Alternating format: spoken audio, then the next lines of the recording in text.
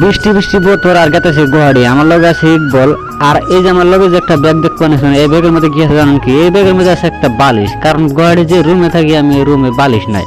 সব কিনার থেকে বাড়ি থেকে নিয়ে গেলাম, পয়সাটা বাঁচিয়ে গেল। আর সারাটা রাস্তা কেমন জানি পানি পানি হয়ে গেছে। তার মানে তামাম জোরে বৃষ্টি আছে আজকে শহরে। আর আজকে আমার ট্রাক্টর হেলিকপ্টারটা ইকবল রে চালাবে দিছি, কারণ আমার আর চালাইবার ইচ্ছা যায় না।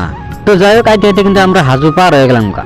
আবার কিছু টাইম আসার পরে ছোটকালের একটা স্বপ্নের জায়গায় আমরা পৌঁছে গেলাম। কারণ স্বপ্ন বলে কিনে নিয়ে গেলাম এই জায়গায় আসার জন্য। আমরা ছোটকালে খুবই একটা মানে আশায় থাকতাম, কবে যাবো, কি সমস্যার, কবে কোন সারে কোন স্কুল থেকে নিয়ে যাবো। তারপরে যাই কিন্তু আমরা সরাইঘাট এখানে কি করি, নিজে ব্যাগ চালায় এই সরাইঘাট ব্রিজের উপর দিয়ে সরাই আপ ডাউন করি। সপ্তাহে একদিন না একদিন আপ ডাউন করা হয় আর কি।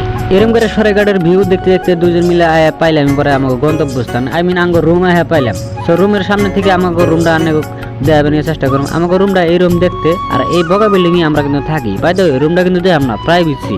কারণ আমরা যে জংলা মানে ক্যাম্বা ক্যাম্পে থাকি, ব্যাচেলার মানুষের রুম তো জানেনি, মানে সেরাগুলানের রুমের কোনো সাইজই নাই। ওই সাইজটা যদি আপনাকে দেখায় আপনারা বমি করে দিবেন। কারণ আমাকে না আছে হওয়ার ডং, না আছে খাওয়ার ডং, না আছে পিন্দের ডং। সো বাই দ্য ওয়ে, ব্লগটা আজকে পর্যন্ত এই পর্যন্তই। আর ভিডিওটা লাইক কমেন্ট শেয়ার করে ডাইরেক্ট উড়াই দেন।